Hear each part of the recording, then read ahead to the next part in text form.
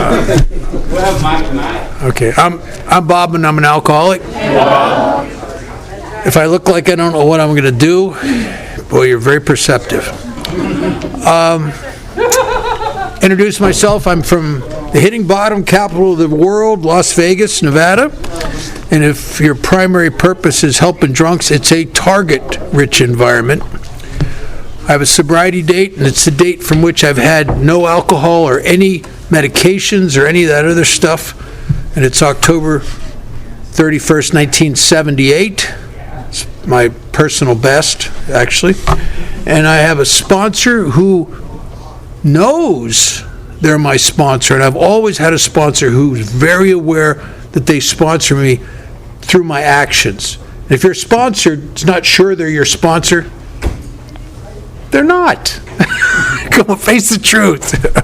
And I have a home group that I have service commitments in, and it's a 3 legacy group.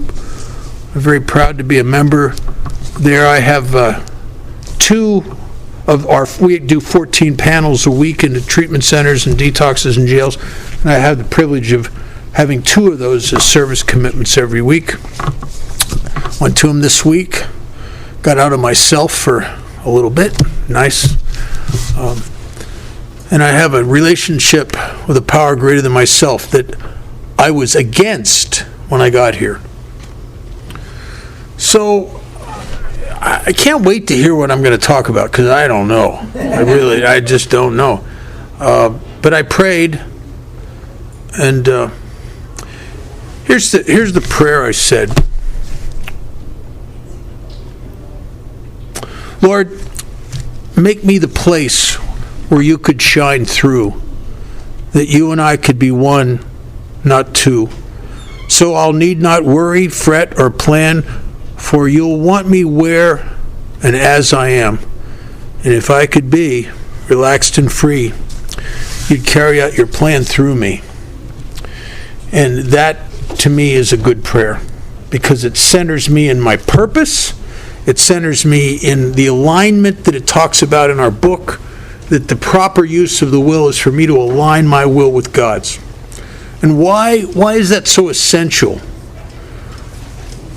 In 1978, as a newcomer who just tried to commit suicide, had been living on the streets like an animal for almost 3 years, running from the law after I knew I was going to do 2 years in prison, in an AA club, not much unlike this, a man came up to me after a meeting and he said, "Kid, you need to take step 3. And I fancied myself an atheist. Today I know I wasn't really an atheist. I've known some real atheists. You have to be very religious about your atheism to be a good atheist. I'm just a guy who's afraid. I'm a guy my self-esteem is in the red. I'm a guy who feels so horribly unworthy that if there was a God, and I'm hoping there isn't, because if there is, I'm just too stained for him. I'll never measure up. And I knew that. Now, it doesn't matter what you tell me up here. I know that in the pit of my stomach, that feeling of unworthiness, that feeling of less than. And so I'm the kind of guy by nature, if I just suspect you don't like me, I'm going to not like you first. So I did that with God. And I did it with you. I did it with life because of fear. There's a line in our book, it says, we think fear ought to be classed with stealing. It seems to have caused more harm. I'll tell you, nothing's ever robbed me of relationships and abundance and opportunities that life has presented to me indiscriminately. But my fear has... See, I'm that guy that I'm afraid of rejection, I'm afraid of failing, but I can't. Because I'm too quick for life. I'll fail myself and reject myself first. That way I don't have to face the possibility that in reality I'm going to fail or I'm going to lose. And if you live your life like that, boy, fear really does rob you of everything. Everything. But I tried to kill myself after over 6 years of relapsing. 6 years of desperation, 6 years of time and again, burning my life to the ground, and in such anguish and desperation and self-loathing, I would swear to myself, because I'm not stupid, that I'm never touching that stuff again. And every single time I go back to it. You do that for a while, killing yourself starts to seem like a good idea. And why would that be? Because something had happened to my drink and I didn't understand it. I couldn't recapture the fun. I couldn't get the magic back. I was obsessed, that's what was confusing to me in AA meetings, because in the years I was in, people would say your obsession to drink will return. Well, it's not quite, it's that, but not quite. I'm obsessed with an effect and a feeling that I found in alcohol. That's the real obsession. And why am I obsessed with that? Well, because I got a secret that I'm ashamed of. The secret is, without that effect, I'm nothing. I'm just nothing. And I hate that about myself. And I can't change it. I spent years with the greatest psychiatrists and psychologists in the country. My mother was a therapist. She got me into these people that were the rock stars of psychotherapy. When I came to you in 1978 and you said no human power, you don't have to sell me on that one, because if it came up on the radar, I took a run at it. Because how I feel and my satisfaction and my happiness is my number one and always has been priority. That's what it is to be a person who's obsessively self-concerned. And I'm obsessively self-concerned. And so I get sober, and my sponsor wants me to pray. I don't want to pray. But I made a deal. I told him, if he'll sponsor me, I'll do anything you ask me to do. And I've gotten enough of me beaten out of me that I know the most important thing I would ever know is I knew I didn't know. I was suspect of my own thinking, my own perception, my own opinions, my own judgments. That felt horrible to me, but unbeknownst to me, that is the essence of surrender. That you get to that. That's what the Buddhists refer to as a form of enlightenment. When you know the most important thing you'd ever know is you know you don't know. And in 1978, after all those years of relapsing, all those years of misery and anguish, all those hopeless, futile years of chasing the ghosts of parties past and failing to catch them, after all those years, I tried to kill myself, and I got sober. And I remember telling my counselor, in the detox, I said, listen, I don't know what's wrong with me. Maybe it's brain damage, but I can't even trust my own thinking anymore. I can't even trust, I've been wrong about everything. I can't trust nothing. And she looked at me and smiled, and she said, maybe you're surrendered. And I didn't know that. And when I was sober about a year, I was reading a book on Buddhism. And in this book, they told a story. And the Buddhists use, like Judaism and Christianity, often use stories to make points. And their story was about this old, wise, and very poor Chinese farmer who lived on this meager piece of farmland with his son, and he didn't own the farm. He was allowed to live there and work hard in the fields if he tithed most of the harvest to this Lord who owned the land. He didn't own the house. He didn't own the tools. Him and his son lived there, and they only owned one thing. It was the only possession he had, and it was a horse. And it was his family's wealth. It was everything he had was in that horse. So it was the only thing he had. And one day, his son is out fixing the gate to the corral that was owned by the Lord, not by the farmer, Chinese farmer. And he's out fixing it, and the gate open, and the horse ran off, and it was sad. All his friends and neighbors and family came over to console him, to tell him that this is horrible. You just lost your whole wealth. It's bad. And this little old man, he just looks at him and goes, I don't know if it's bad. Maybe it is, and maybe it isn't. And they look at him like, you just lost everything you own, and you don't think that's bad? What's wrong with you? And he just kept saying, I don't know. Maybe it is, and maybe it isn't.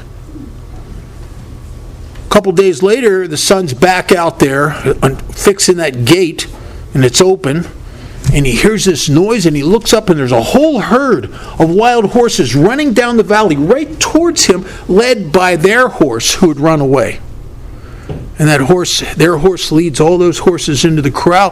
He just closes the gate, and all of a sudden, they've hit the horse lottery. Now they're the richest family in the whole valley. And of course, his friends and family and neighbors come over to congratulate him, to tell him how wonderful this is. And he just looks at him and shrugs his shoulders, says, I don't know if it's wonderful. I don't know if it's good. Maybe it is, and maybe it isn't. And they looked at him like, you're crazy. What, are you smoking something? What? You don't think that's good? And he just kept saying, I don't know. Maybe it is, and maybe it isn't. And 2 days later, his son's trying to break one of the wild horses, and he's thrown, and his leg is broken up pretty bad. And he can't work, and he can't walk, and he's crippled up pretty bad.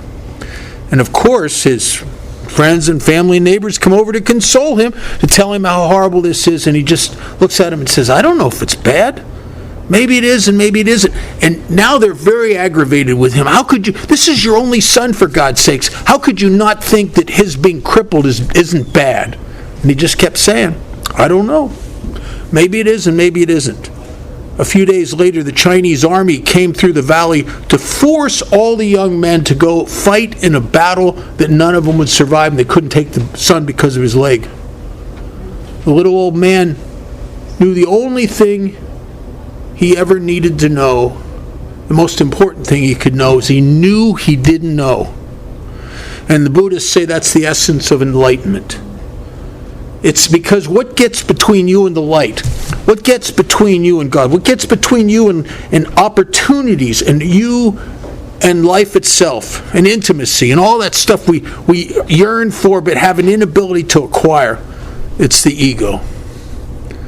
The book refers to it because it was written in the 30s, and the term ego was just kind of new on the horizon, and Wilson was afraid. He didn't use it. He used it a few times. He called it egocentric, and he used it a few times. But this, our book refers to it in the prayer as the bondage of self. And bondage is a good word for me because I can't shake it. Maybe you've had the experience where you come to AA and people are talking about all this self-centered, selfish crap, and you just go, yeah. And then all of a sudden, one day, you're in trouble emotionally, and you read that part of the book, page 60 through 63, and you're talking to your sponsor, and you go, oh my God, I'm self-centered. Who knew? Everybody knew except you. Everybody knew except you. Who knew? And if you're like me, maybe you want to be better. I've always wanted to be better. And maybe you're naive enough to imagine that you could just, okay, now that I know I'm self-centered, I'm just never going to be that way again. And it's another level of powerlessness. They can't wish it away, as it says in the book, any more than alcohol. And so here I am in early sobriety. I'm a wannabe atheist. And this guy at a meeting comes up to me at a club meeting just like this. And after the meeting, he says, listen, kid, you need to take the third step. And the steps are on the wall. And I looked at third step, and I said to this guy, Joe, I said, Joe, I can't take the third step. And he says, how come? Why not? He says, I don't believe in God. He said, you don't have to believe in God to take step 3. I said, Joe, I'm looking at the steps. I said, Joe, for God's sake, step 2 came to believe. I don't got that. Step 3, God as we understood him, I don't have that either. I don't know if there's a God or not. And Joe said to me again, he said, you don't have to believe in God to take step 3. So I said,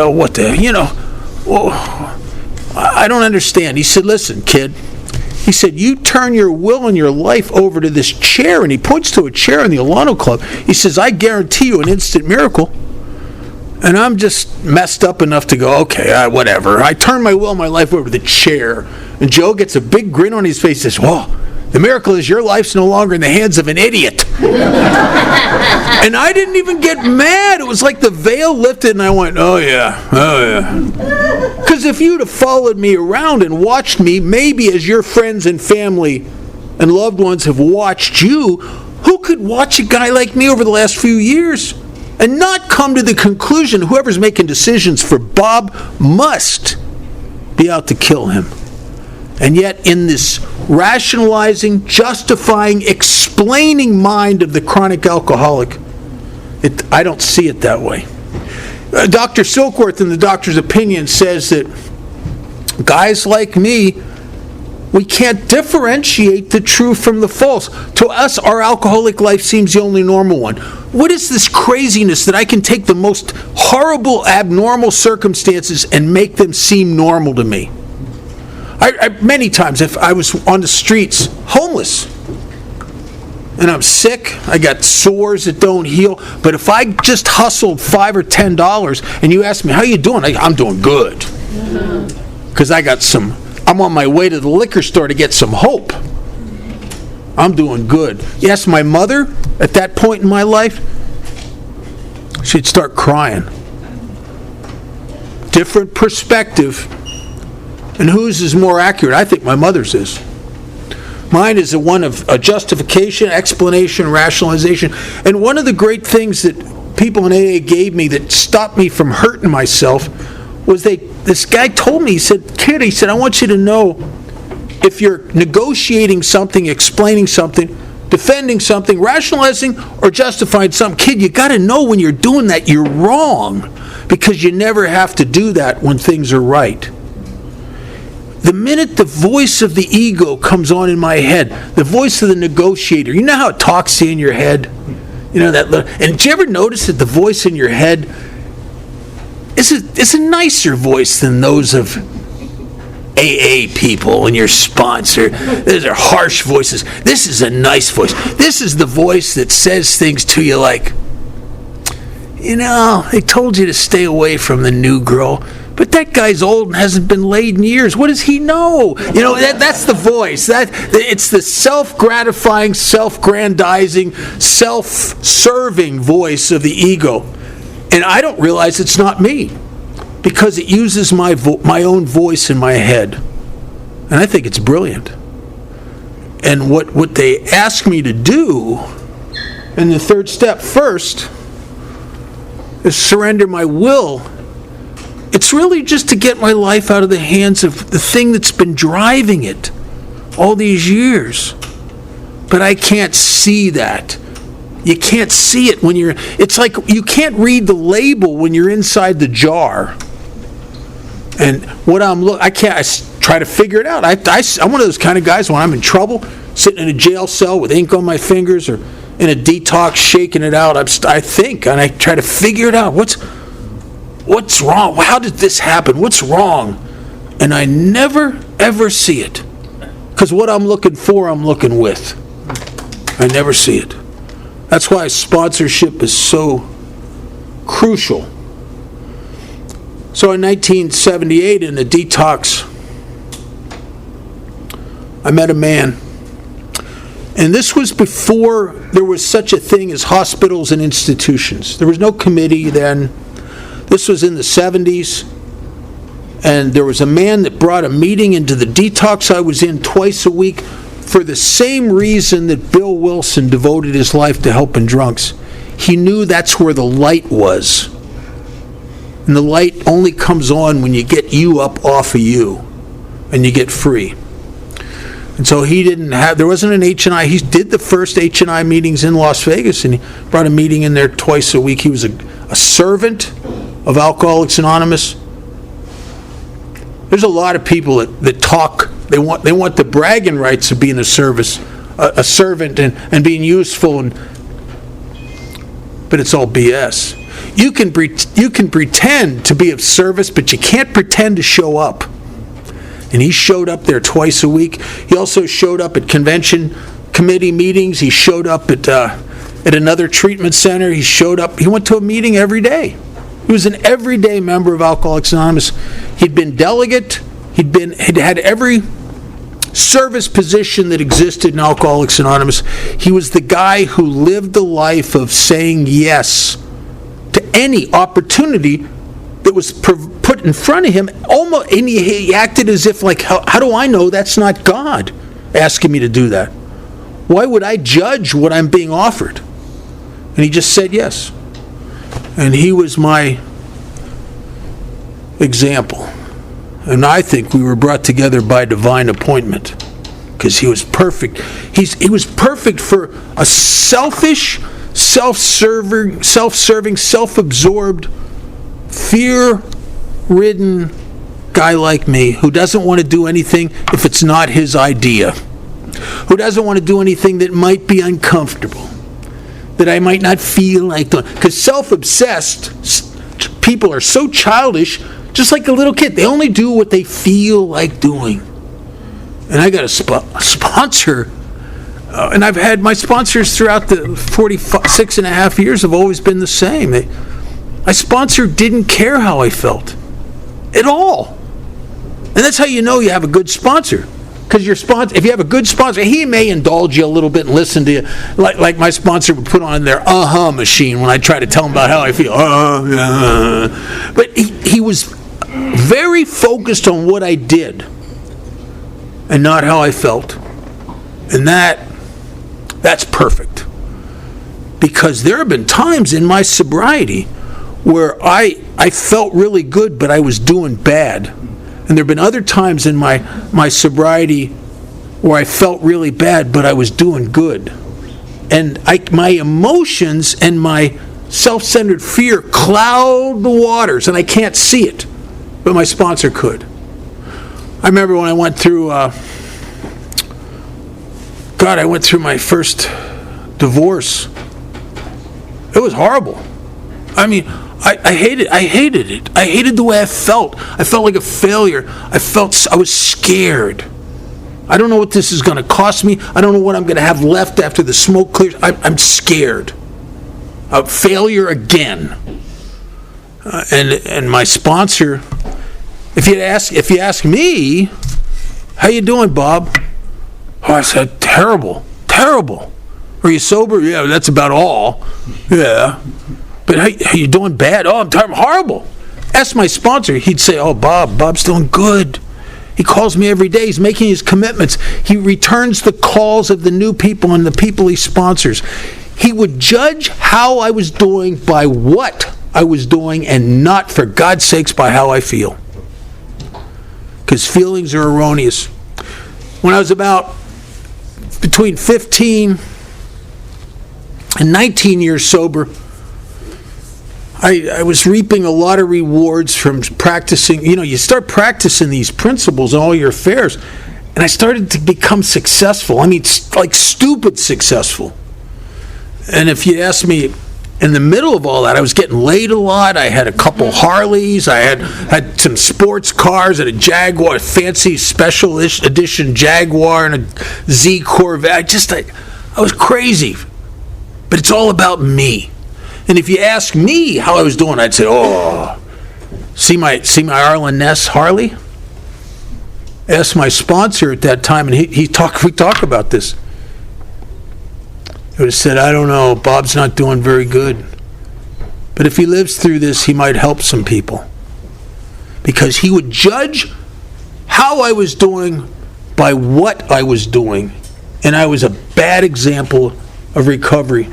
And my sponsor was very big on the real message we carry is not in what we say. Because there's some communicators in Alcoholics Anonymous, big book technicians, that blow your mind.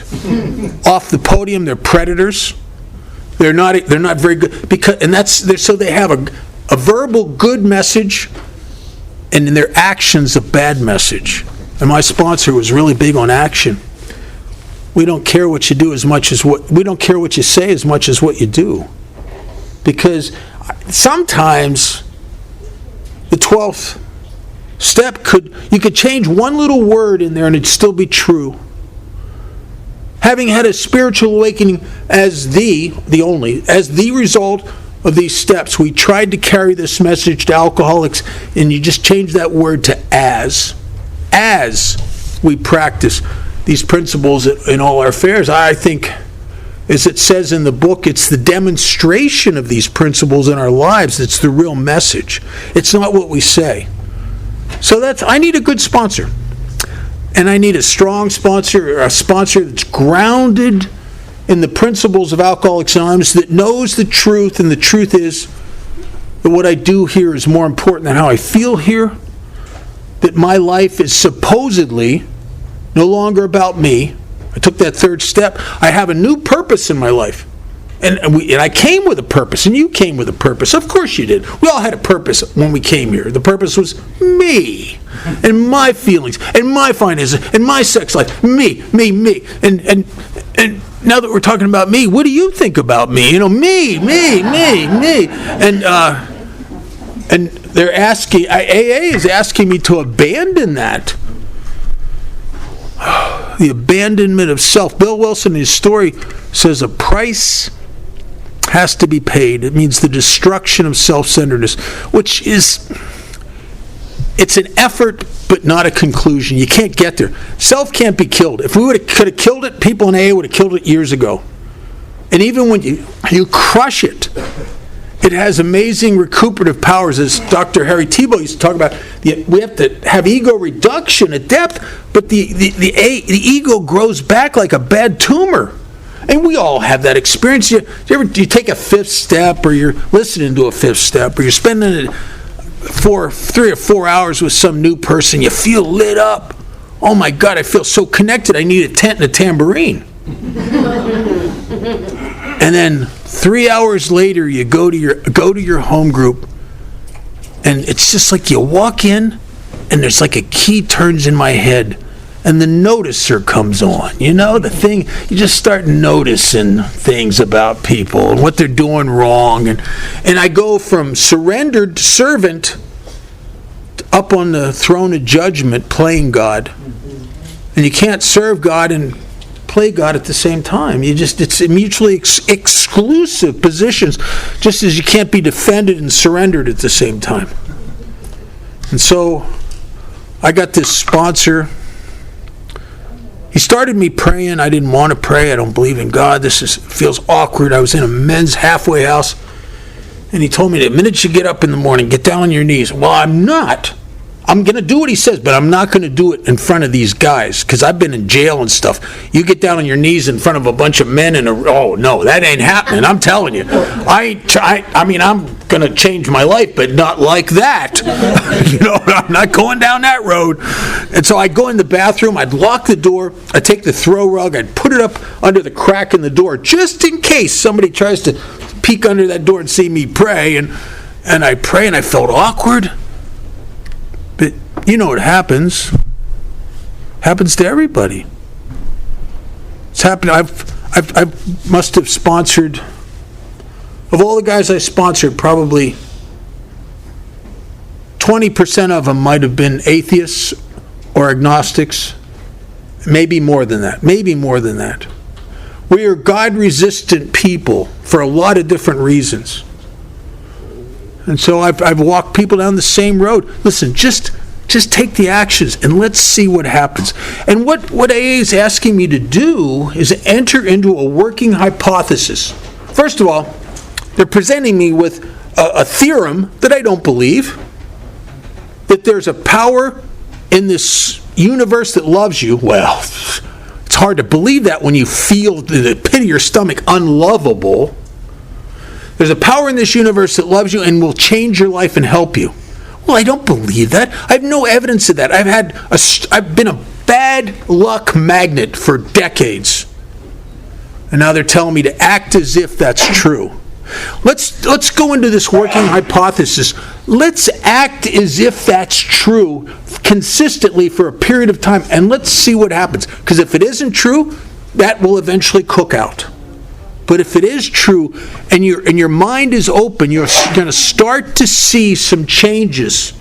you're going to start to see the hand of God come into your life and work through the fabric of existence.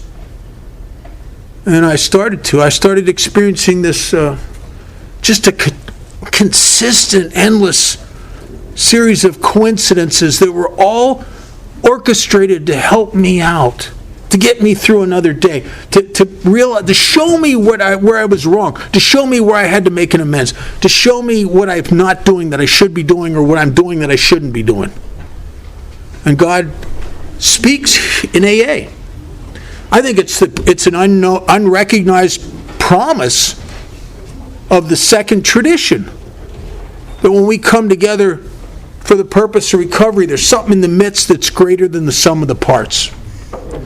And the second tradition says that God, this ultimate authority, will express itself through the consciousness that occurs when you get a room full of people that lights have been very dim, and their other people's lights are making their light brighter, and they're in the room because they just want to be better, and they have a desire, which comes from the old English, desire meaning of the Father. They have a desire to grow, and God's in the room. He's in the room. He'll talk to you. If you could pull your head out of your ass and stop being on your phone, I'm telling you, God will talk to you in an AA meeting. But you got to be present. And if you want to be in the presence, you got to be present. And so God started talking to me. He said I heard things that I didn't really want to hear. But I have an intuitive ability to recognize truth. I may not like it, but it resonates, you know? Do you ever sit in a meeting and somebody's sharing something, you go, "Ooh, God, that's me. I don't want it to be me. I wish it wasn't me, but it's me." You know, God speaks to us, and it echoes within our being when it's right. And that happened to me over and over and over again. And I suppose that's truly the way I came to believe. I'm not capable of believing something that I don't believe just because you tell me I should. I mean, if I could do that, my life would have been a lot less problematic. But I can't. I'm arrogant. It's funny. In the years I was in and out, I would burn my life to the ground. I'd end up in a room, an AA meeting, in a treatment center, or in the county, and I'm the lowest piece of crap in the room. Yet it's evident from the way I position myself in the room that I'm smarter than everybody in the room. You know what I mean? And I'll tell you, it's hard to get help from people that you think you're superior to intellectually. And I'm dying, and I think, you know what I think the problem is? I think I'm just really intelligent. No, I'm really egocentric, and I don't know it. And it poses as intelligence, and it's really arrogance. It's really the flexing of the ego. And so I got this sponsor. He'd be a little harsh with me sometimes. I went to meetings with him. I went to a meeting almost every day with him, and he would do unsolicited commentaries on what I would share in the meeting, and he always critiqued it, and he was always right. When I was full of myself, when I was trying to impress the people, when I was trying to, show and tell what I know, that kind of thing, when I was coming from a place of ego, he'd point it out to me. I didn't want to hear it, but it was right. And then occasionally when I'd be sitting there, there'd be somebody in the room that's struggling, and I knew them. And something inside of me would reach out to them and just want them to be better. And I'd get called on, and I'd share from a place of love and service, and not from a place of self-grandizement. And my sponsor had come up to me and said, "That was good." And I couldn't recognize it, but he could. He could recognize when I'm a little bit out of the way and there's some God there, there's some usefulness there, some other-centeredness there, and he could also recognize when I was full of myself. And I can't do that. I can't see that myself. And there's a great line in the book that's so true that it kills some of us. It says that alcoholics are extreme examples of self-will run riot, though we usually don't think so, though we never think so. You ever been in the middle of a self-will binge where you're excited and about to do something for self-gratification, self-grandizement that you probably shouldn't do, but you want to run over that feeling? And you ever been in the middle of that and think to yourself, this is self-will run riot. It never occurs to me, because I keep staring at the carrot, the illusion of the carrot, which is self-serving, it's self-grandizing, self-gratifying. And so I've had good sponsorship. And there's a couple things that you hear in AA, I don't know. And they may be true for some people, but they weren't true for me. But they sound good. Like one of the things you hear all the time in AA, it sounds great. You could put this on a recovery card in a recovery bookstore, Hallmark recovery card. Let us love you until you can finally love yourself. Oh, that's so sweet. Isn't that great? Isn't that amazing? Oh my God. The problem is, it doesn't work. I'm the black hole of love. You can't love me enough. If love would have helped me, my parents would have helped me. I had women that fell in love with me that tried to help me. Love, I'm the black, you can sacrifice your whole life for me. And I go, is that all you got? I'm that empty, big black hole. And what happened in AA is I got these sponsors that have had a great sense of humor, and they just seem to find a lot of humor and mirth in life, usually at my expense. And what started to happen is it's let us make fun of you until you can finally make fun of yourself. And that's really what started to happen. And I had great sponsors that always had the needle out, just picking on me. And when they got me to start laughing at myself, they knew something that I know with the people I sponsor.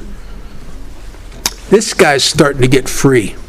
He's starting to get free. And did you ever notice that the word humor and the word humility have the same root word? Humus, meaning earth.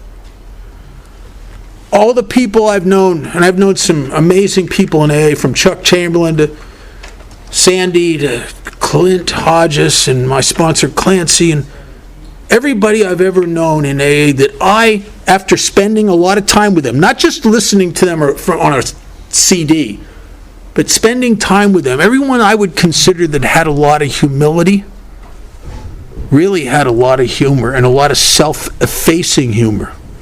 They got the joke, and it was them. They got the joke, and it was them. See, self-centered people, egocentric people, as the book calls it, who are in the bondage of self, as I was most of my life. There's nothing funny when you're the center of the universe. There's just potential problems everywhere. These people. When you come to AA, did you ever have this experience before you started doing the steps and getting a sponsor? You just sit there, people are laughing about stupid stuff. The only thing that'll make me laugh is if you fell down and broke your leg. I might laugh at that. Because it would puff me up, give me a feeling of superiority. Ha ha, look at you, Good, you deserved it. But when people would say things that really were hilarious, if you're free, they weren't hilarious to me. And I had to get free before they were funny. But I've had great sponsors, and I mess with the people I sponsor. Listen, if you can't get a little mirth and joy out of your sponsees, what good are they really? Right?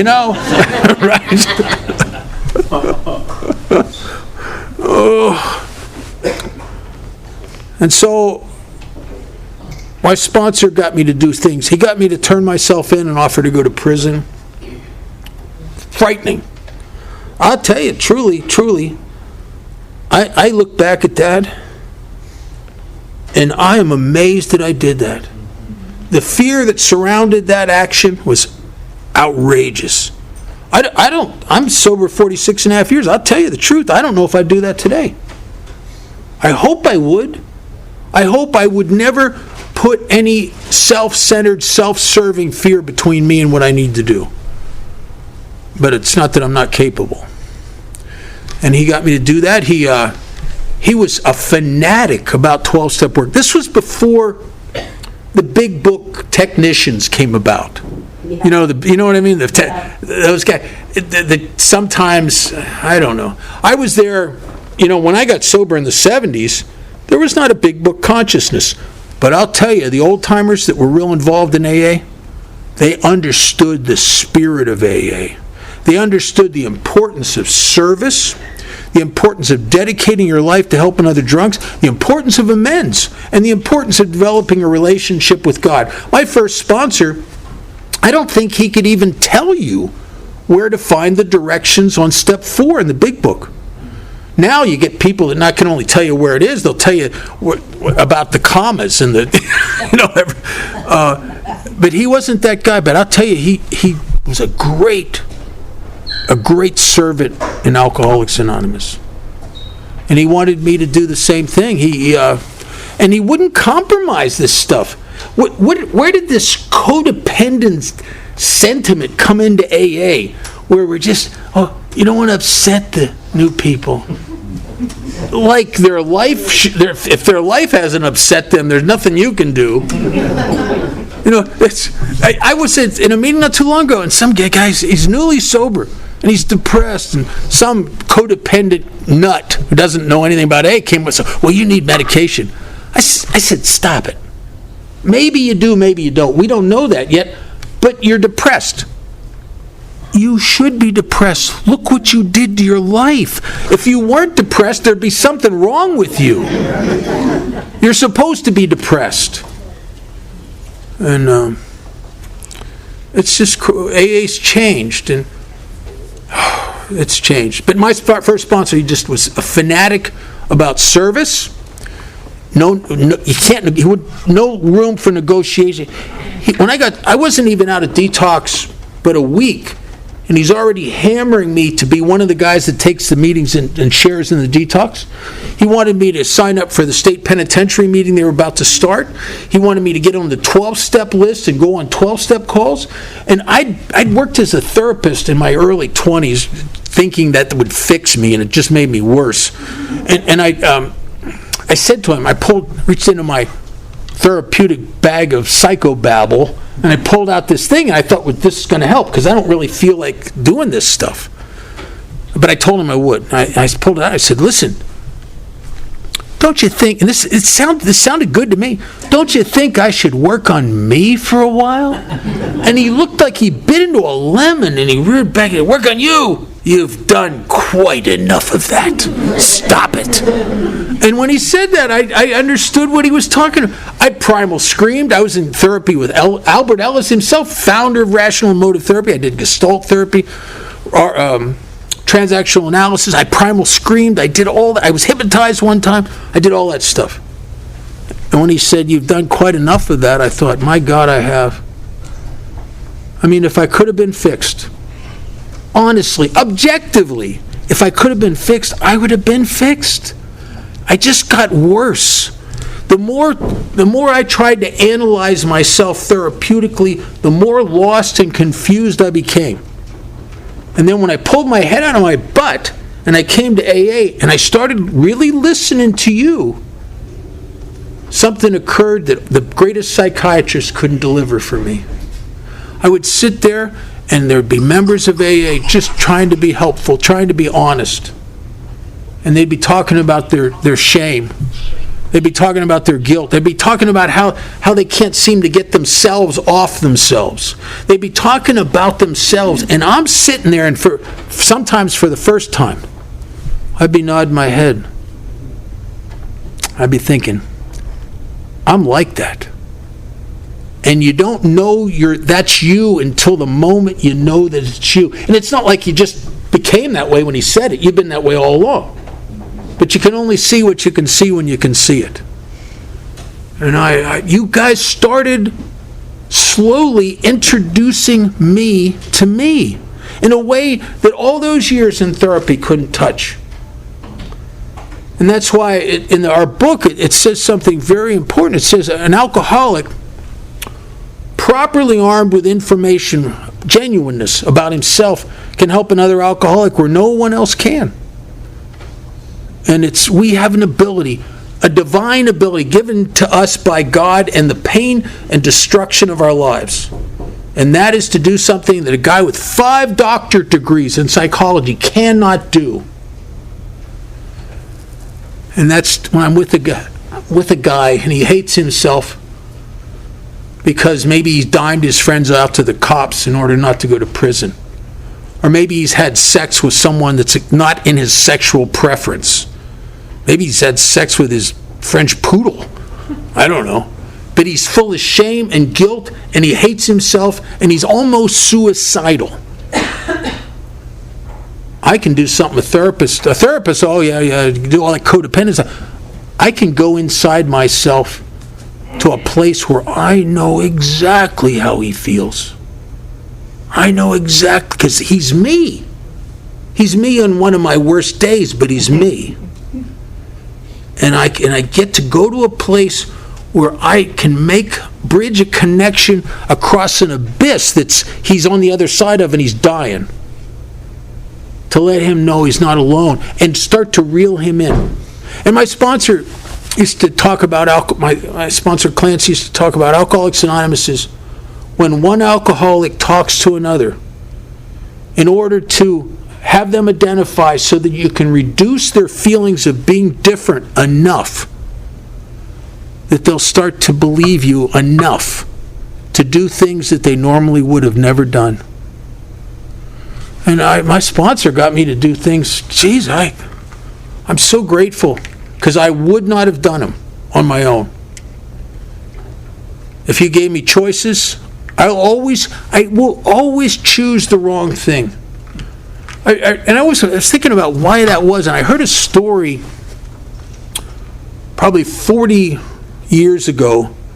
It was a Native American story about this little brave that goes to the old man, the old shaman of the tribe, and because he's confused, and the young man says to the shaman, he says, I don't understand my life. Sometimes I feel connected to the braves and the women in the village. I feel a part of the tribe, and I just love everyone here. And then there are other days where I'm just judgmental and opinionated, and I don't like any of them, and all I can see is the negativity, and I almost hate them. And I said, I don't understand why one day could be like that and one day could be like that. And the old man said, well, son, your life's like 2 dogs in a sack, trapped in a sack in mortal combat to the death. And the young brave says, well, which one wins? And he says, the one you feed. The problem is, selfish, self-centered people by nature like me, I always feed the wrong dog. I always feed the dog that serves self. I take the wrong road every single time. And so I need help. I need help to feed the right dog, to feed the thing that should be fed and to starve the thing that should be starved. Because left alone, I'm not a bad guy, but I'll tell you, honest to God, left alone, I will feed the thing that shouldn't be fed. Because it's the clamoring of self. Carl Jung, in a letter to Bill Wilson, talked about that, about this thirst that we have. And he said in this letter something very astute. I think it's right. He said that the alcoholic, as a result of working with Roland Hazard and countless other alcoholics, that he's come to the conclusion that the alcoholic's thirst for alcohol is not a thirst for alcohol. It's a low-level thirst of my being for a feeling of wholeness or connectedness, or if you're more religiously minded, it's your thirst for a union with God. You thirst for a homecoming. But it doesn't, and he says it doesn't look like that. It's an unrecognized thirst, so consequently, because we don't understand what's going on, this thirst, this yearning leads us down the road to perdition, which is hell, over and over and over again. And we don't know what's happening to us. Because the thirst feels good but it's not. And so, and I think that's true. Drunk or sober, I've never been in the middle of a self-will, self-gratification binge, been on my way to some girl's apartment that I really shouldn't be with, or on my way to tell somebody a lie or something. I've never been in the middle of something like that and thought to myself as I'm doing it, this is an unrecognized thirst for God. It doesn't look that way. It doesn't look that way to me. But it's an unrecognized thirst. And it's driving me. And I remember listening to Chuck Taberlin back in probably 79 or 80, probably 80. And he got to Chuck was unbelievable. He had eyes like lasers. They had lights in them. And Chuck got to the podium and he was rubbing his hands and he's looking across the room and he said, "What drives you? What controls you?" I prefer vodka. I'll be back in 2 or 3 hours. Thank you. Yeah, after you come back from Mexico. Yeah. What controls you? And as he's looking across the room, and he looks at me and he says, "What controls you?" And I just remember sitting there and thinking, Jesus, I don't know, but something. One of the bedevilments on page 52, the symptoms of untreated alcoholism of this spiritual malady, is it talks about a feeling of uselessness, and we can't control our emotional natures. You ever been reactionary emotionally and you wonder, what's that? How did that happen? I didn't mean to tell my boss off. I didn't mean to yell at that person. I didn't want to do any of that. What drives me? What controls me? And it's the thing we're trying to get my life out of the hands of, I suppose. This bondage of self.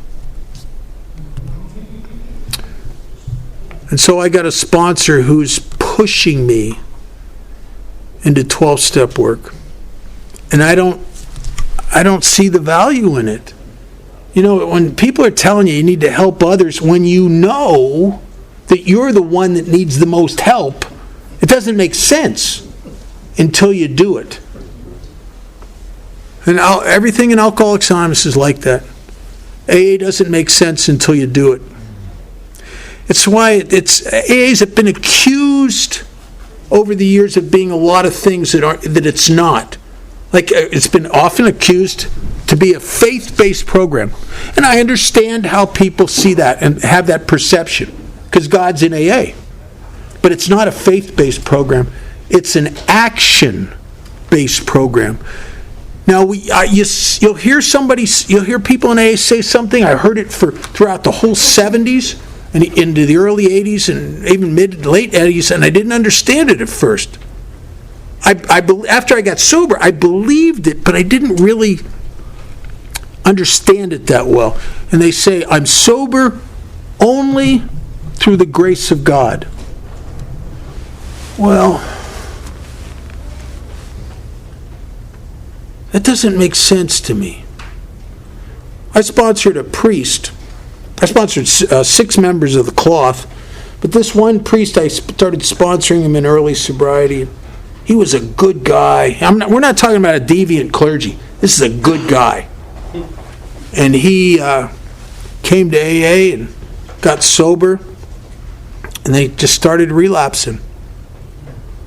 And he eventually drank himself to death. And he called me up. He went back to drinking again. He called me up, and he's drunk, and he's crying and sobbing into the phone. He's in such anguish and despair, and he's so depressed that he's suicidal, and he doesn't know what's wrong. He doesn't understand why a guy who prays more in one day than most of us will pray in a week, a guy who reads more spiritual literature in one day than most of us will read in a week, a guy who's dedicated his whole life to his church and serving God, why he could ask God to keep him sober, and he keeps drinking again. And he knew from being in meetings that there were drug dealers and prostitutes and liars and robbers and all kinds of the dregs of the earth. God was keeping them sober, but he wouldn't keep this man that's dedicated his whole life to his church sober. And the problem with Frank is he wouldn't take the actions we take. He felt, now not consciously, but he's positioned himself as if he was spiritually above what we do. I wanted him to write an inventory. He didn't need to because he has confession. It's really a different animal. I asked him to have service commitments. Oh, you don't understand. I serve my church. I serve my parish. I want you to do 12-step work. I do all that at work. How about prayer and meditation? How about step 11? I'm a priest, for God's sakes. And he never did the things that we do. And what he did in his church looked a little bit like what we do. It was much like what we do. But much like's not the same. A transvestite's much like a woman, but not really. I mean, you get down to some intimate stuff there, it's a whole different animal. And it's not what we do. And I don't think Frank ever realized that he set himself above us spiritually so he didn't have to do what we have to do. And I bet you there's people in this room that are like me. There were things in AA I didn't want to do because, to me, they appeared very clearly to be stupid and unnecessary. Until you do them. And AA doesn't, the effectiveness doesn't occur until after you do it. I'll say this and we'll take a break. There's a great friend of mine who he died 20-some years ago, I guess. Frank Honeycutt. He lived in Southern California half the year and Hawaii half the year. Frank used to have a great saying. He'd say, AA is not for those who need it.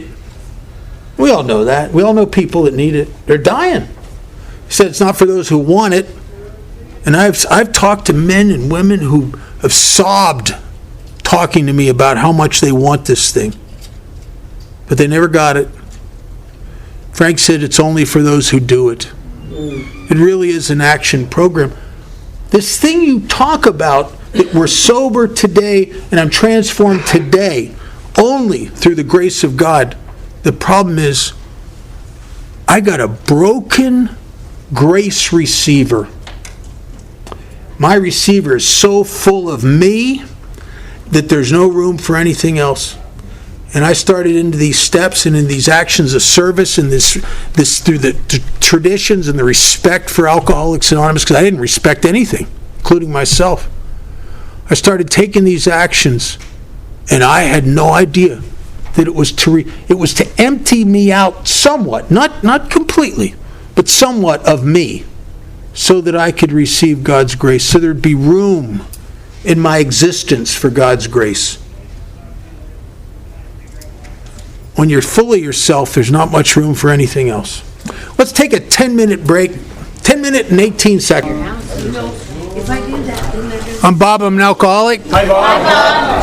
I'm going to read something from one of the appendix. One of the greatest descriptions of Alcoholics Anonymous was created by a non-alcoholic medical doctor who later became a trustee on our board of trustees, who after he was asked by the American Medical Association in the mid-40s to explore AA. What is this? Is it genuine? Is it legit?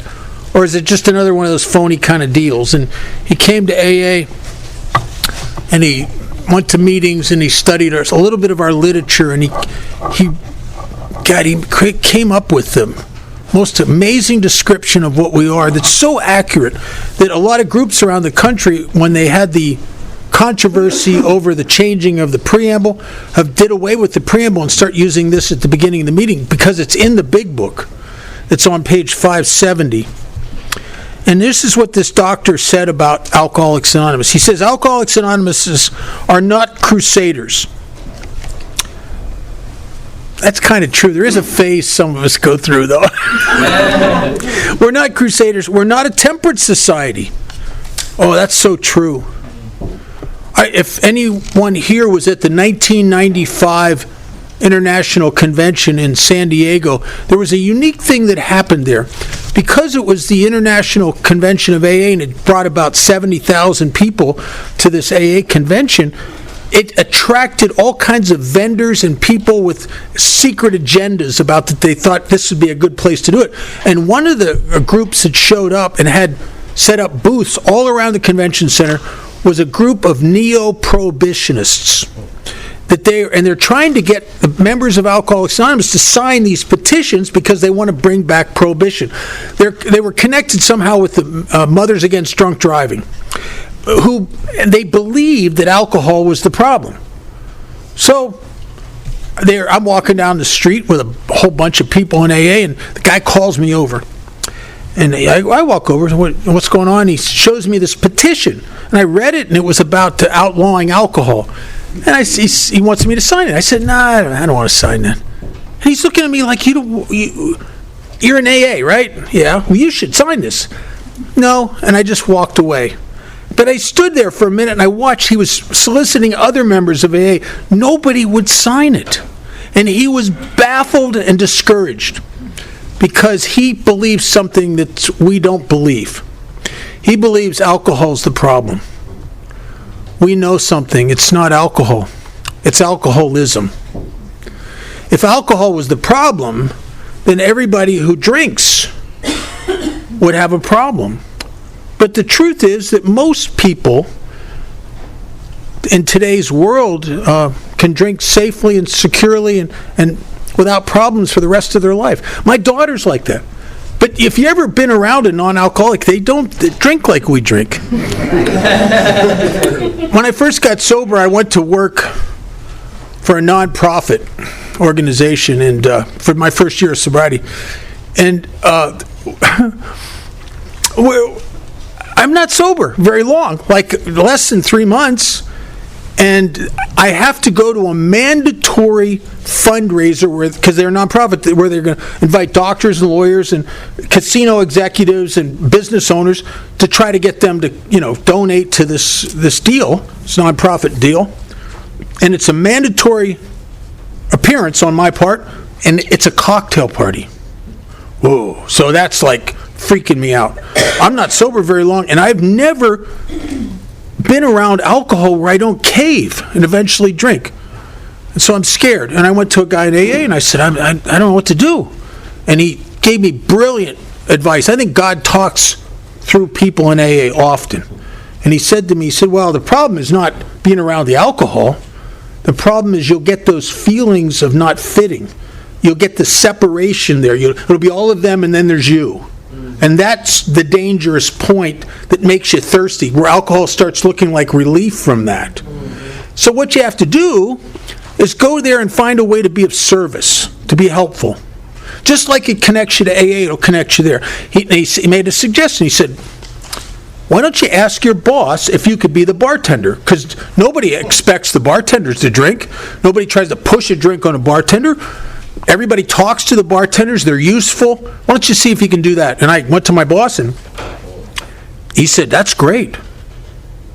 You should be the bartender. So I went to work, and I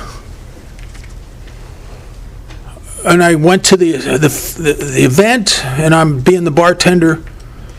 And he was right. It was like everybody talks to you. I mean, I started to feel useful. It's like almost like being an AA meeting. I'm telling jokes, and it's good. I don't feel that lonely, depressing thing that happens to me when I'm in social situations. But something unusual started happening. I'm trying to be a good bartender. But what's happening is after a while, people are bringing their drinks back, and they're aggravated because they're too strong.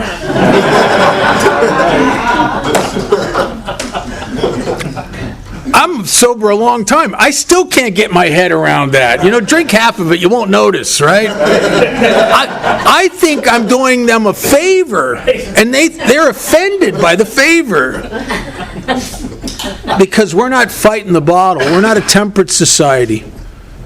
We're fighting a disease of separation, a disease of self-consumption, a disease that makes us sick from the inside out. Alcohol, and this is confusing to a lot of us, but people tell us that alcohol is the problem. And I understand. I got the DUIs, I got the lost job, I got a lot of problems as a result of my drinking. I do not debate that. But what they don't understand, if I'm honest, alcohol is the solution. Alcohol fixed the things that were wrong with me when I was sober. Alcohol did something for me that I couldn't do for myself. And it's almost like a spiritual experience. If you remember the days when, in the early days of drinking, before it turned on you, before it got bad, when it was fun, man, when it was fun, it was fun. And I could be having a bad day. I mean, just lonely and depressed, full of anxiety, full of myself. I'm the I know guy again. I go into a bar because I need the medicine. But I can't. I walk into the bar sober. And sober, I'm judgmental, I'm smarter than these people, all that bullshit. And I walk in there and I'm not good. I'm depressed.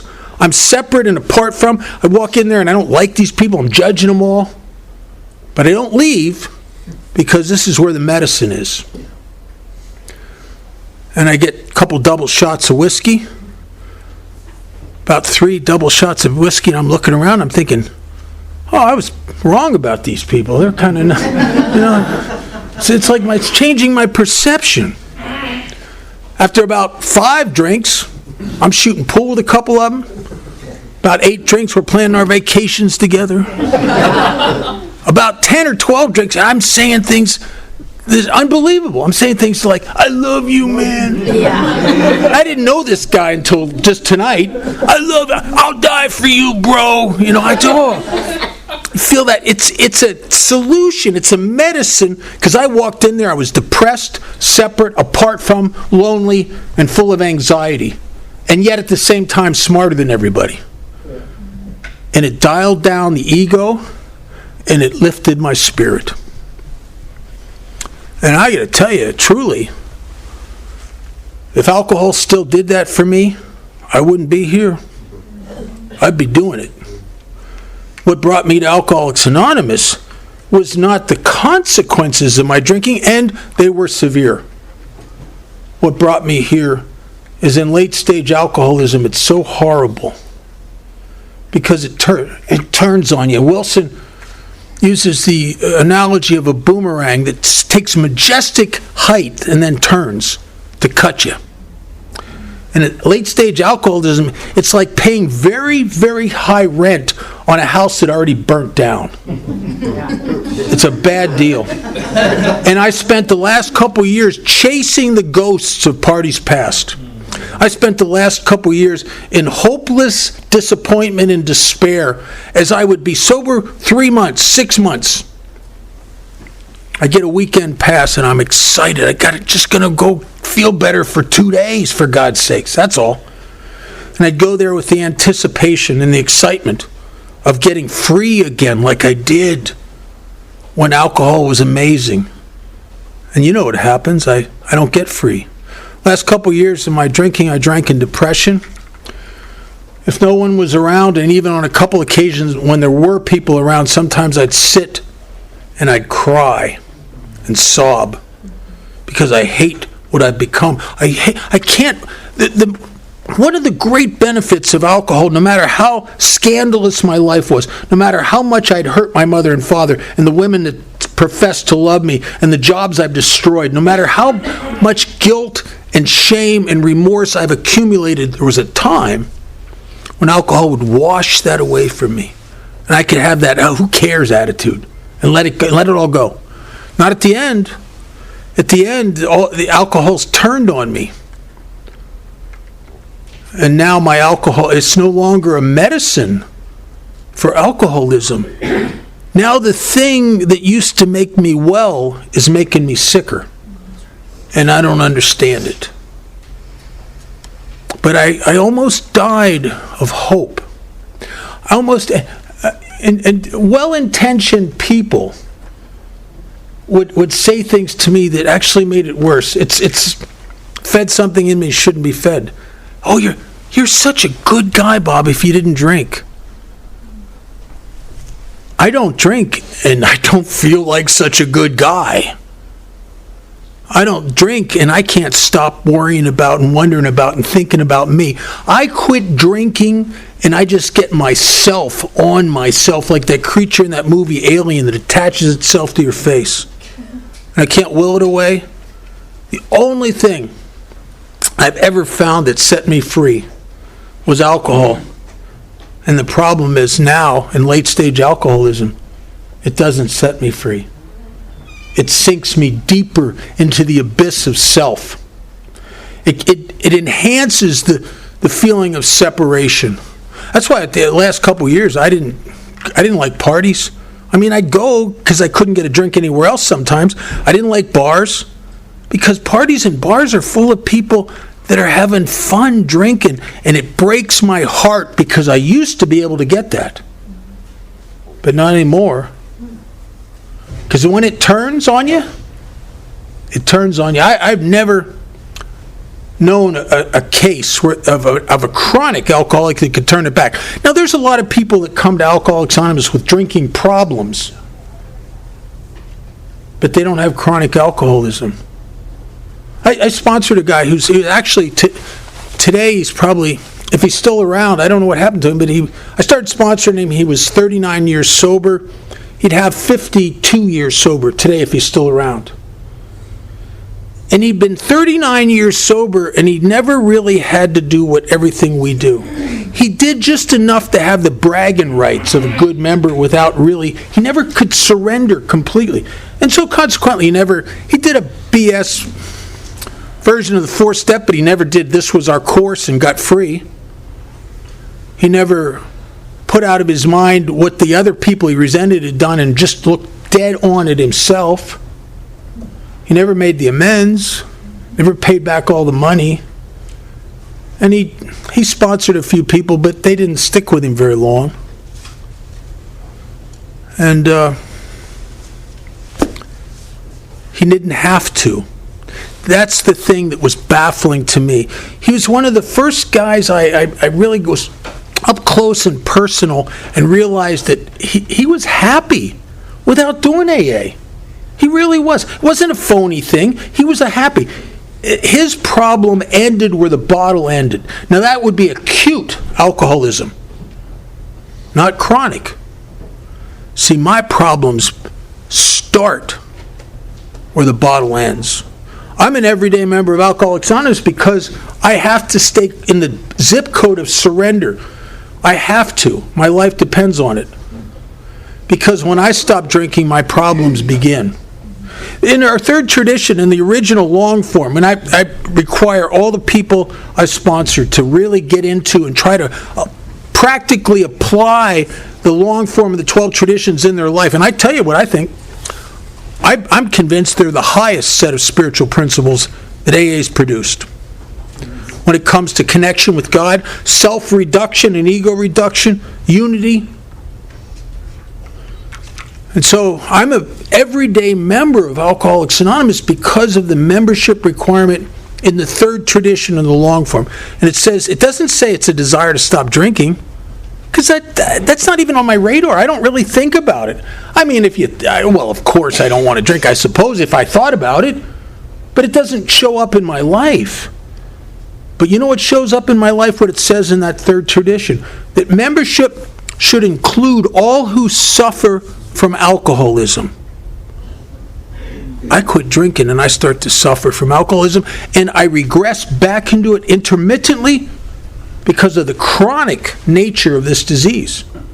There's no getting over it once and for all. And I get back into the ego stuff. I got to mind your business, and just play God.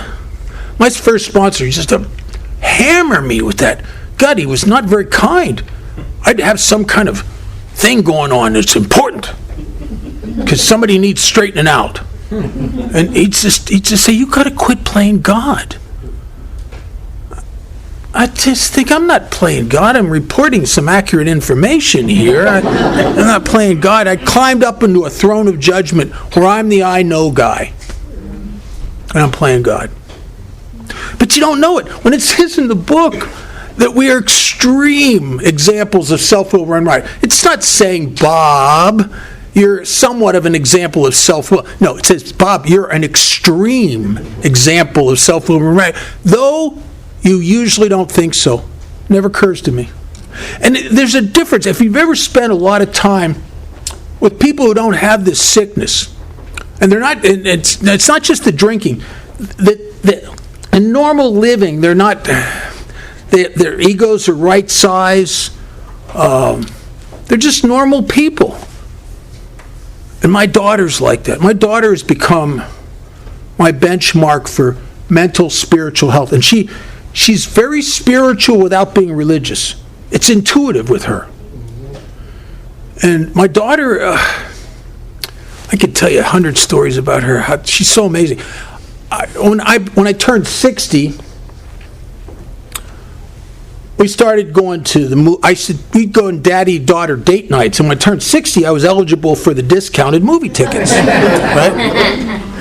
Well, so after we went to a movie one night, after we've been doing this for a while, and I gave her a ticket, because I got it out of the machine. I gave her a ticket, and she says, Dad, this is your ticket. I said, no, Kate, that's yours. She said, it says senior on it. I feel trapped like a rat. I said, they both say senior. She said, Dad, you can't do that. That's not right.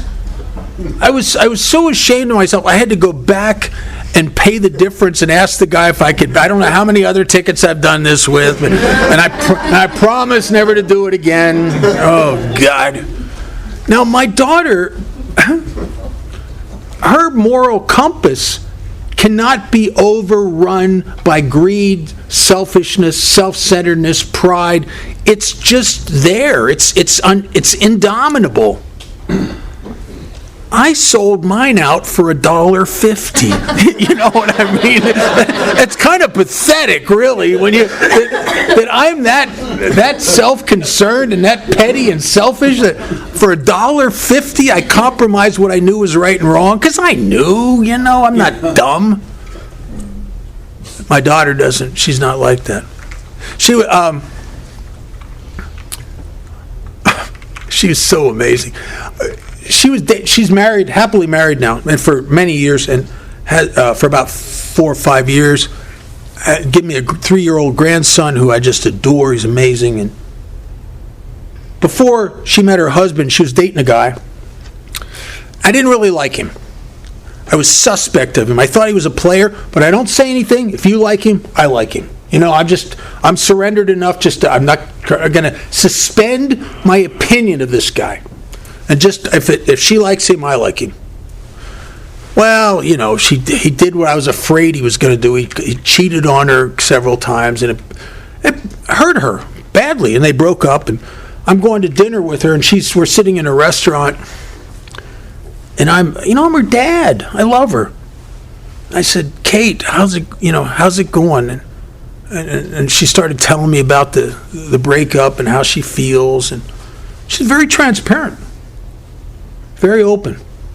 She tells me all about it, and I'm trying to be her dad. I want her to feel better. So I'm saying stupid things to her, like, I guess you got to kiss a lot of frogs before you meet your prince. I don't even know what I'm doing, right? But she's my daughter, and I yearn for her well-being. And we went home that night, and I'm having a dinner date with her the next week, and I'm excited because I know she's in a bad patch, and I'm her dad. And so I come into the restaurant, and she's sitting in a booth, and I slide into the booth across from her, and I smile at her. She said, "Hi, Dad. Good to see you. Good to see you, Kate. How's it going?" And she says, "Oh, it's going good, Dad." Here's what I thought. Oh, she's so brave. I thought she was being brave. I said, no, Kate, with the relationship breakup. And she says, Dad, you got to move on with that stuff. You can't wallow around in it. I've got a date next week with somebody. You got to leave the bad past behind you and move on. And I'm looking at her like, I would have made my sponsor's eyes glaze over with that problem for about a month. I would have taken AA groups hostage with that problem until everybody in the reading's eyes glazed over. I would have wrung every bit of mileage and drama out of that I could. And that's what I said to her. I said, Kate, you moved on? Yeah, Dad. You couldn't possibly have gotten enough mileage out of that yet. But she's not willing to do that. She has feelings, and she gets her feelings hurt. She gets disappointed, but she doesn't drink of those feelings like they were whiskey where she can't put the glass down, or I would. And it's a very different reaction to, and a way that you show up in the world. So in this description of Alcoholics Anonymous, it says we're not a temperate society. We're not fighting the bottle. We're fighting alcoholism. I remember early sobriety. Now you got to understand, I'd been trying to stay sober. I've been trying to get sober and stay sober for almost 7 years. And in those 7 years, honest to God, there were times I'd swear to myself and mean it, I'm not touching that stuff, and I'd always go back to it.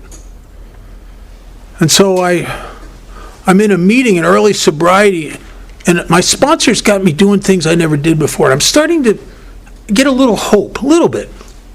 And I go to a meeting, and the guy says, the speaker says, he said, well, I quit drinking over 50 times. He said, every time I quit drinking, I got drunker than hell. He said, that quitting drinking was killing me. And I started laughing uncontrollably because I thought, that's my story. I'm fighting in the wrong ring. I'm fighting the obsession to drink. I'm fighting the alcohol. I'm fighting the alcohol and the bottle, and I can't win. You guys got me out of that ring and got me in a ring where I was starting to deal with alcoholism. And as I started to treat my alcoholism, the obsession to drink sort of just receded. And that's the promise of the book. That we're placed in a position of neutrality, safe and protected. But it's not permanent because alcoholism's chronic. And we all know people that were great AA members for a while, or seemingly so. Then they start slipping back into self.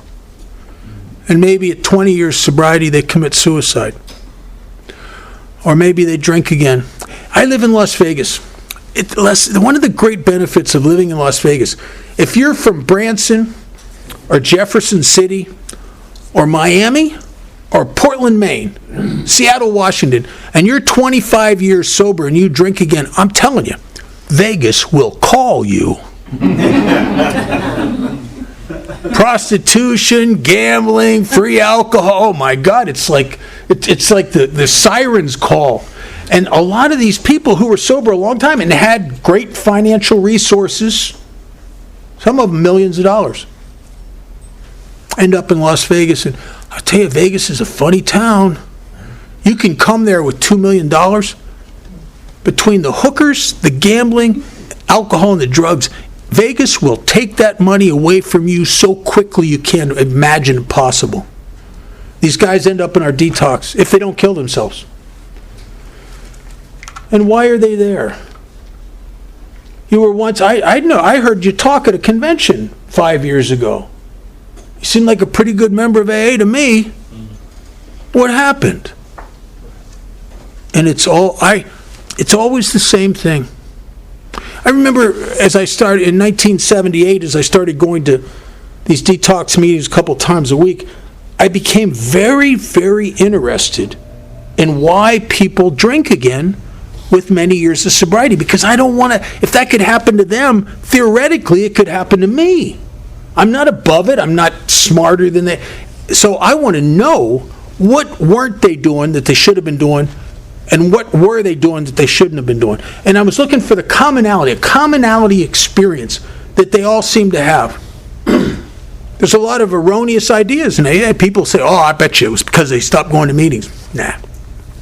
Well, that's an element in some of their demise.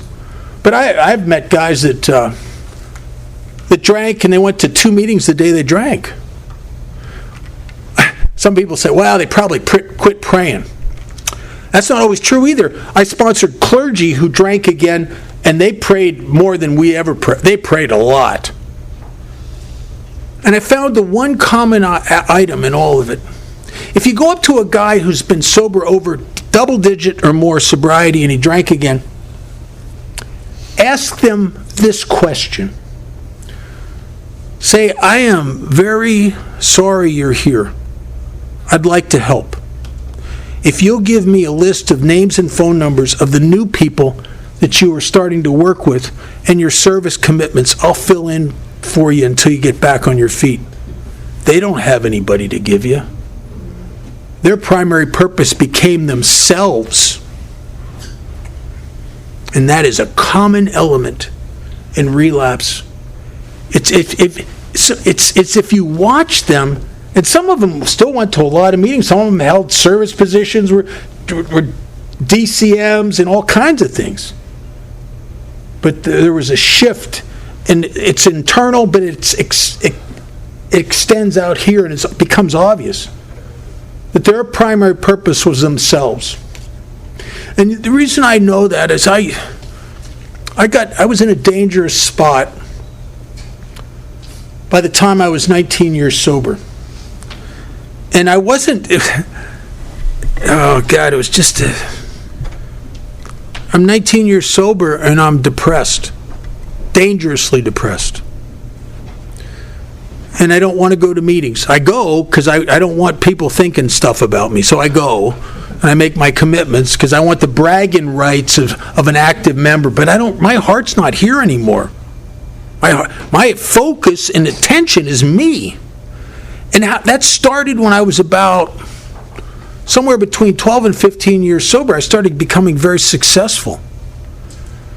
And material stuff and success is easy for a guy like me to become delusional about where he's at.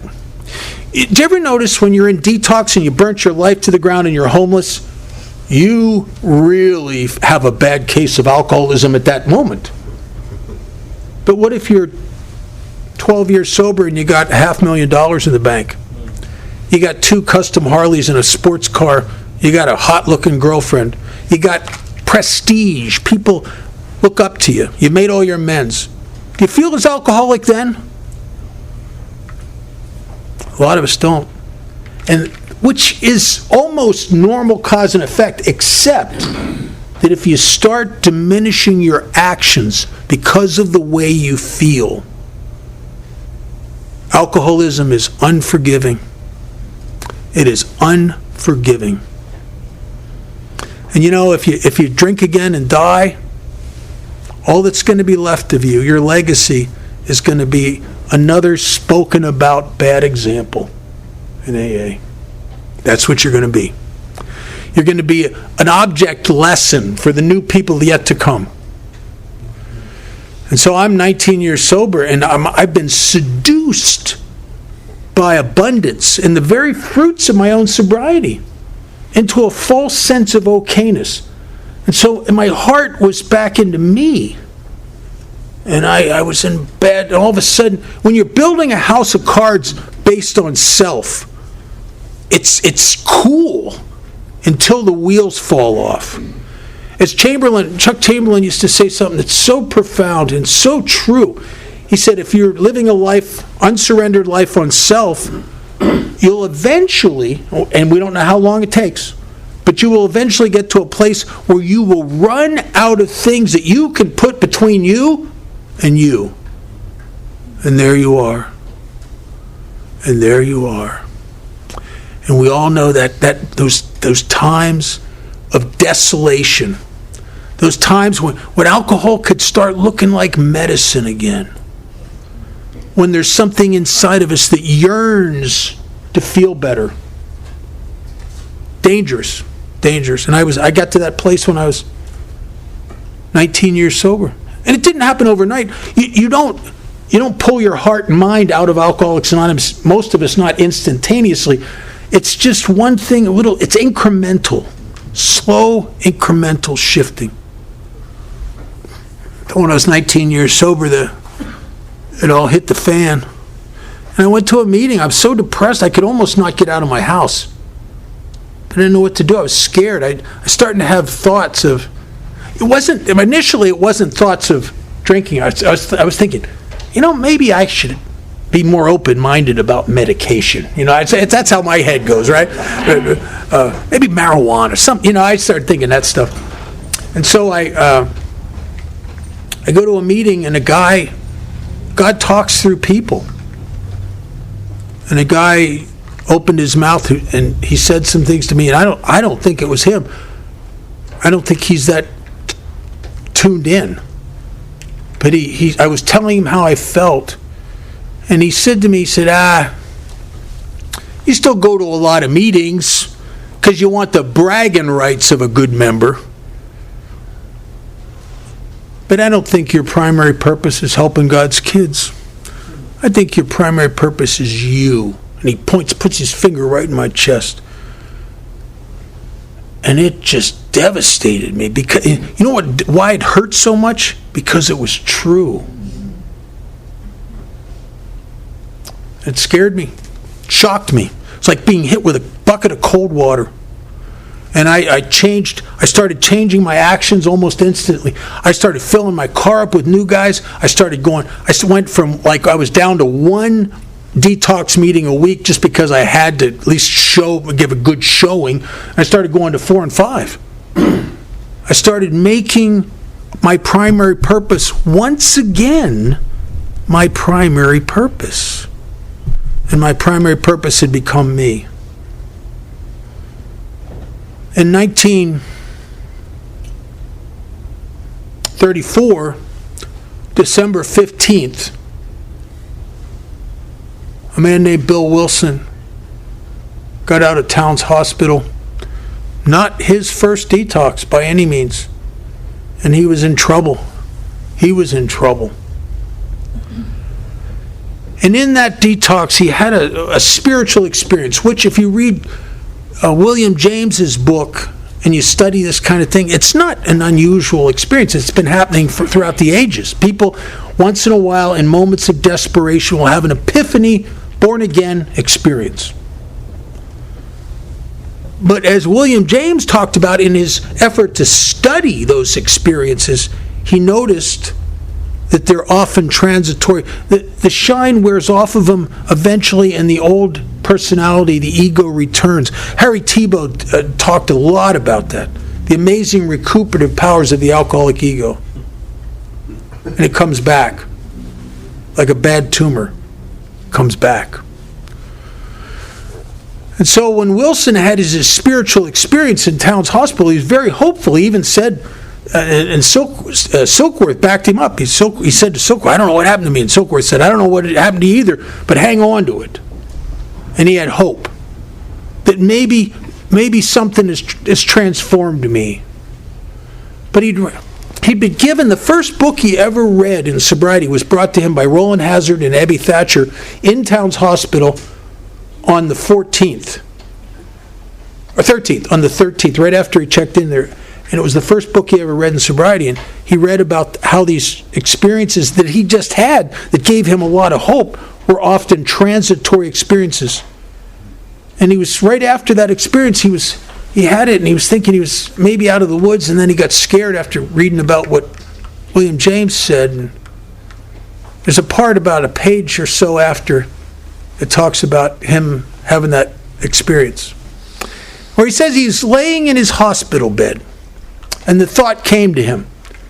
Now, you got to ask yourself, when you were in detox, was this the kind of thought that came to you? The thought came to him now that he's in the middle of a crap storm. Every single area of his life is problematic. He's got problems everywhere. There's nothing good going on.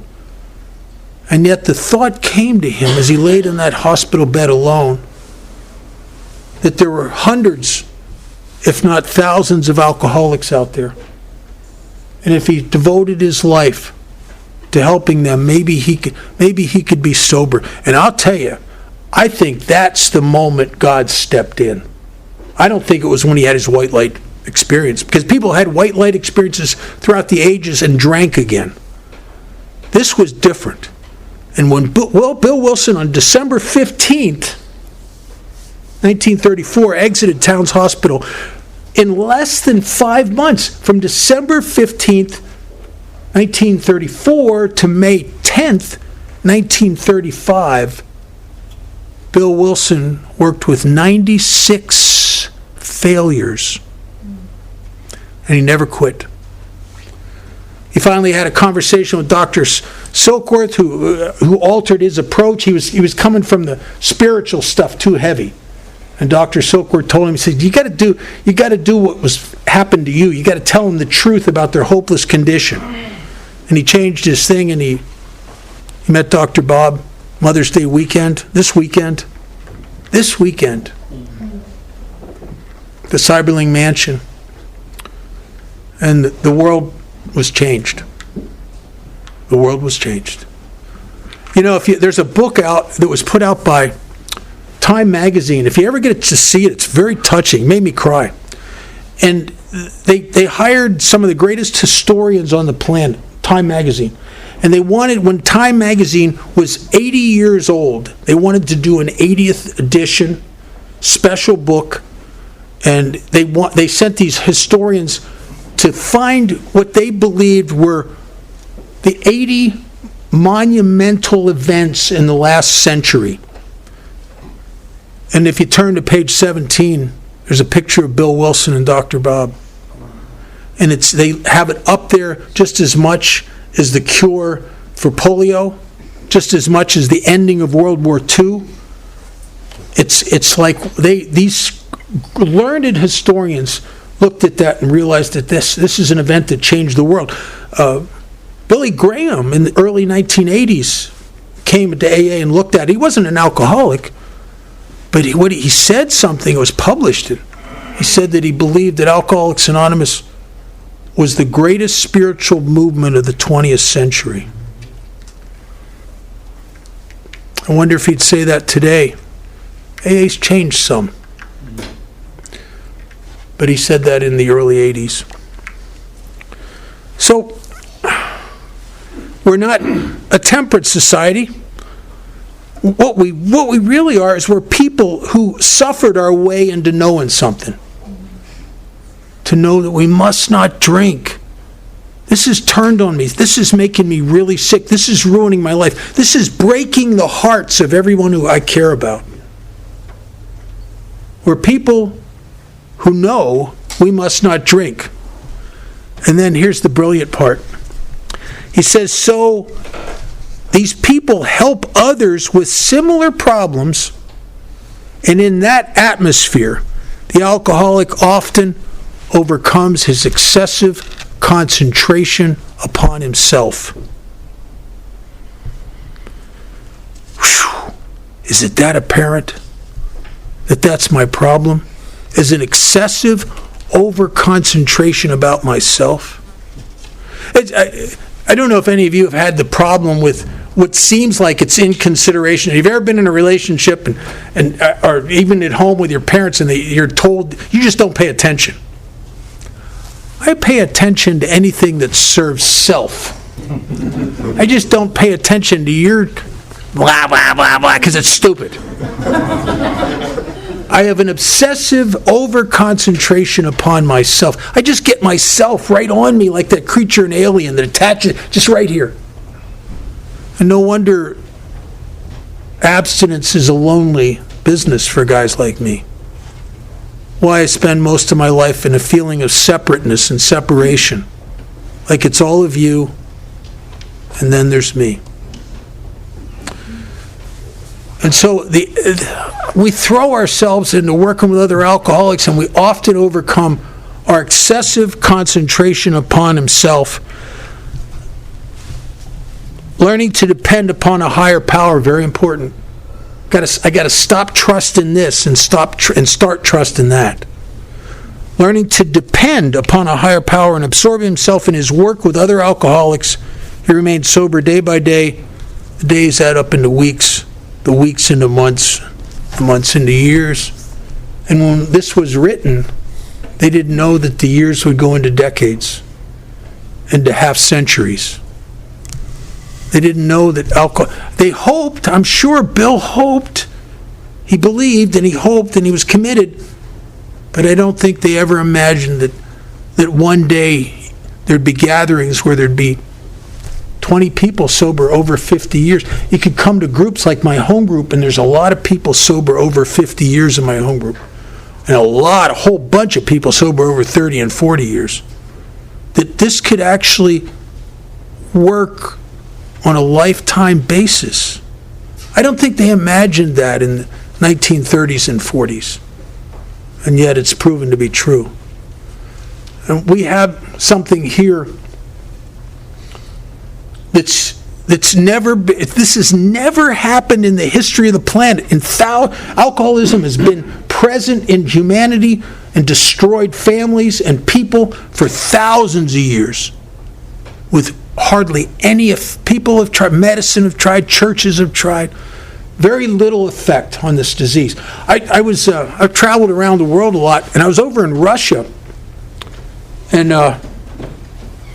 the alcoholism problem in Russia is extreme. I mean, you can walk around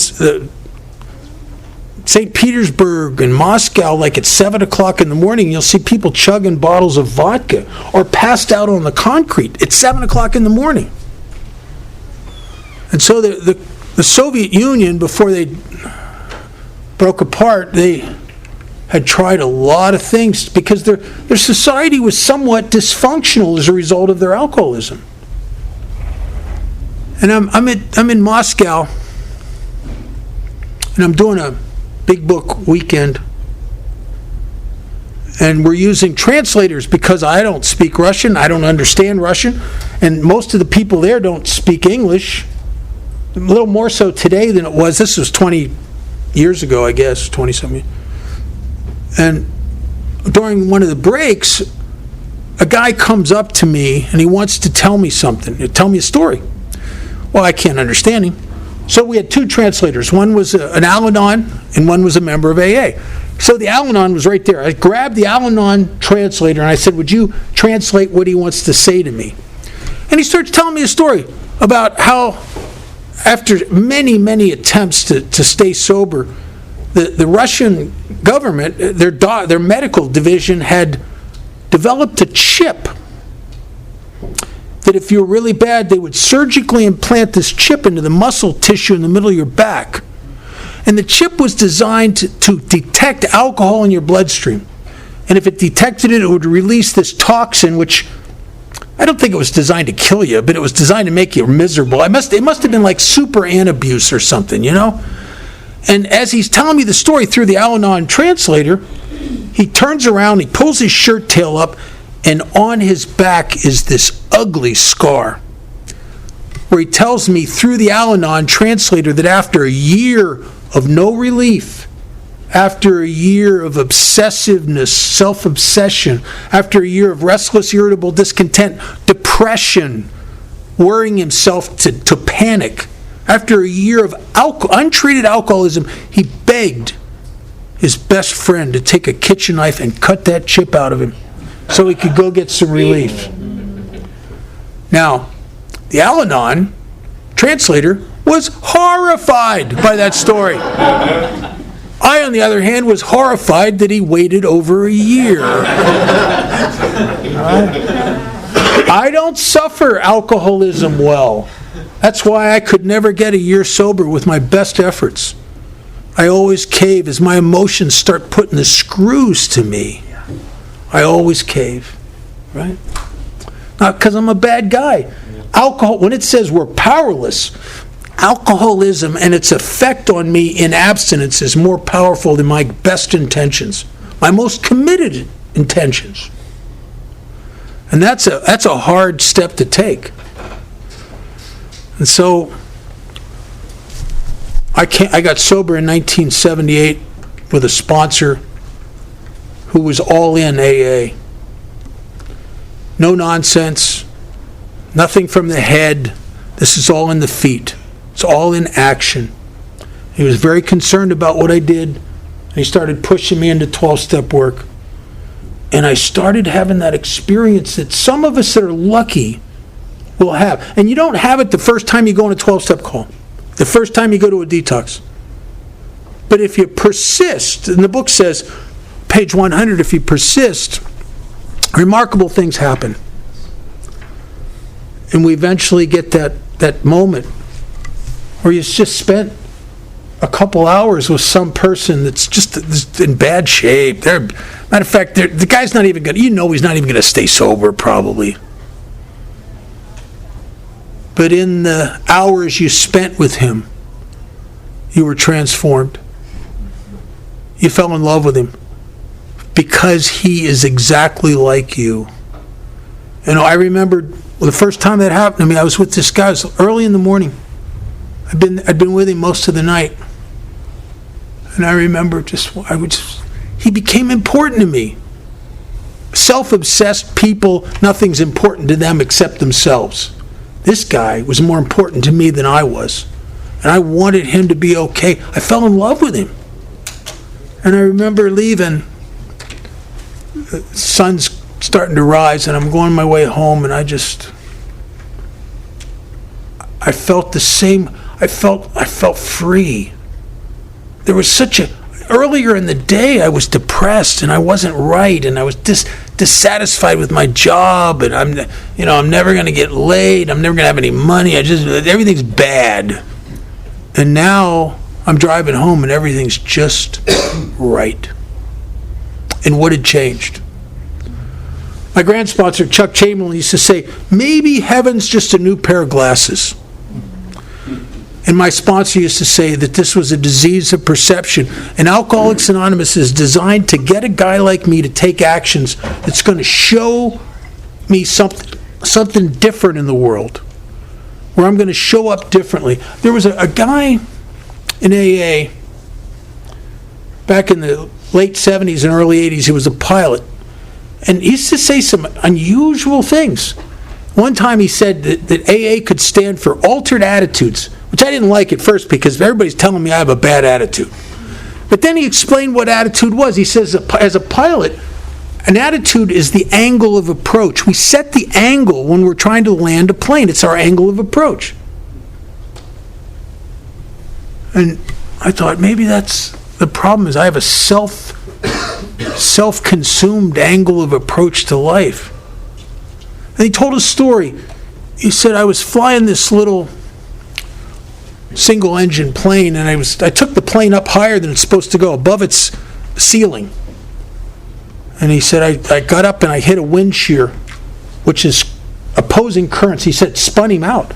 It went into a tailspin. He said, it's the most frightening thing you'll ever experience. You're convinced emotionally you're going to die because you're spinning out of control. And he said, every instinct in me was to pull back on that, try to bring that nose up. But I had learned through people who knew more about it than I do, that if you do that, you will guarantee that you will crash and die. What you must do is counterintuitive. You must push the stick forward and then let it go and let it snap back on its own. And the plane was designed by its creator to right itself. And when he said that, I thought, oh my God, maybe that's me.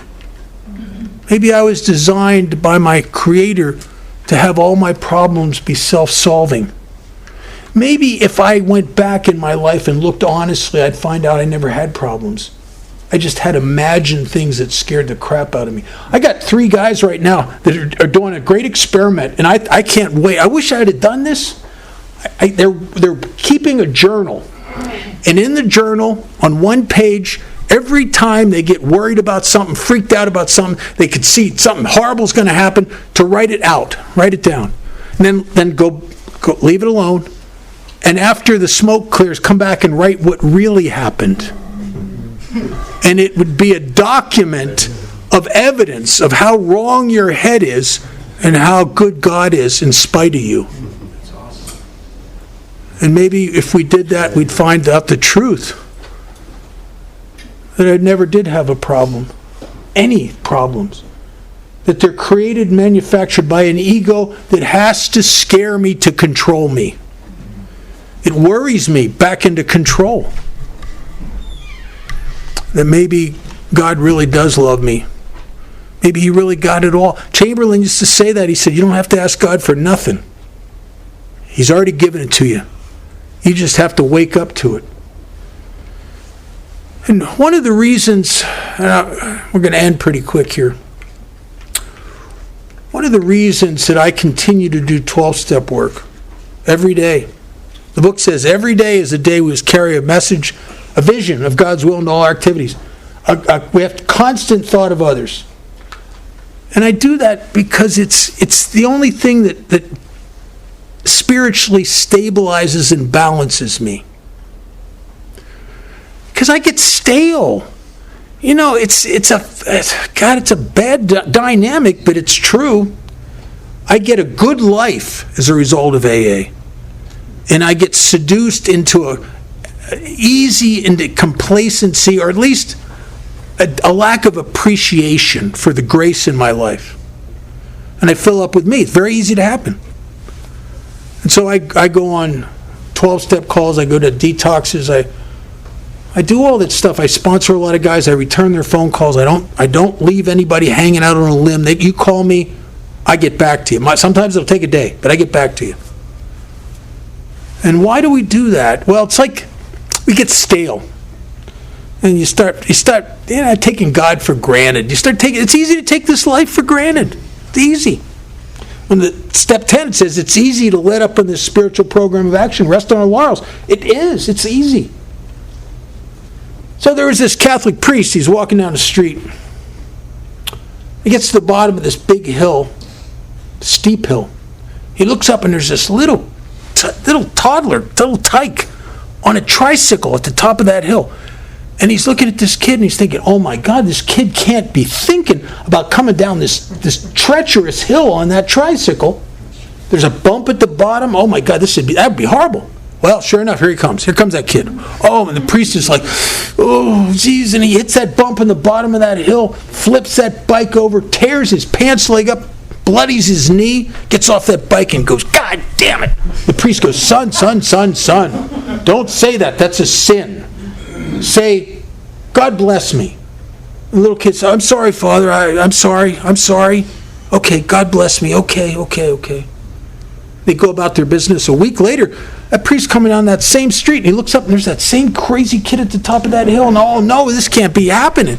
And sure enough, that kid comes barreling down this hill faster than before.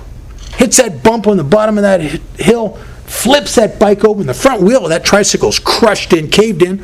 Both pants legs are ripped and bloodied. He gets off the bike, looks at the priest, and goes, God bless me. And the cuts go away, the pants come together, and the wheel straightens out, and the priest goes, God damn it.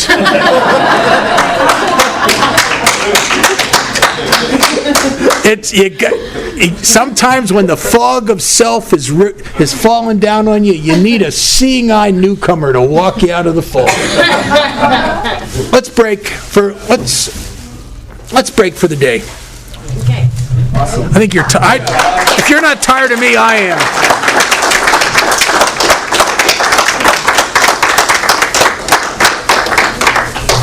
Oh.